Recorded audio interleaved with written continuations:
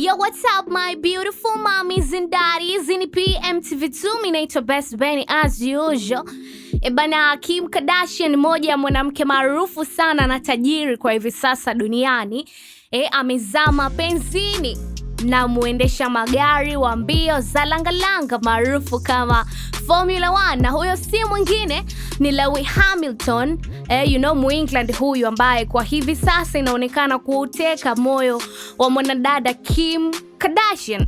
Sasa uvumi wao umekuwa mkubwa kutoka kimahusiano kutokana na kwamba wameonekana pamoja wakiingia hoteli moja huko Paris, ambapo uvumi huo pia umesababishwa na taarifa za ndani ni kwamba Kim Kardashian yeye alibook private jet kutoka Los Angeles akielekea Paris, lakini Lewis Hamilton yeye alikuwa UK akabook pia kutoka huko kuelekea Paris kusherehekea kwa pamoja, date romance, mtoko wa pamoja, dina, pamoja na vitu vingine vingi ambavyo viliendelea baina yake yeye na Kim Kardashian huko Paris. Sasa kwa nini watu wamekuwa wakidiscuss sana kwamba wao wawili huenda wapo kwenye mahusiano? Ni kwa sababu Lewis Hamilton yeye yupo single, lakini pia Kim Kardashian kwa upande wake, licha ya kuwa na watoto 4, lakini yeye pia yupo single, na amewahi kuulizwa amekuwa single kwa muda gani. Alisema ni kwa muda mrefu kwa sababu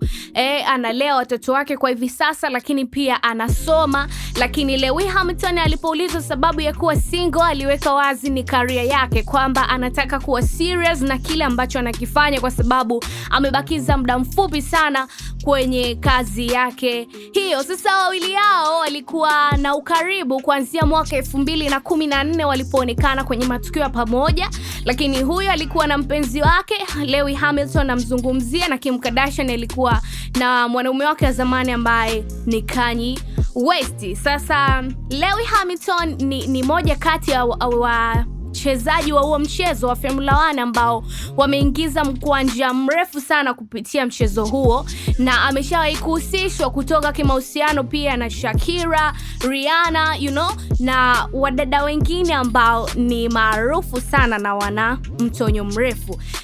Kim Kardashian pia amewahi kuhusishwa kutoka kimahusiano na Jude Bellingham, na mzungumzia Jude kwa sababu ana umri mdogo na Lewis Hamilton ana umri mdogo kumzidi Kim Kardashian ambaye kwa hivi sasa anakimbiza 45.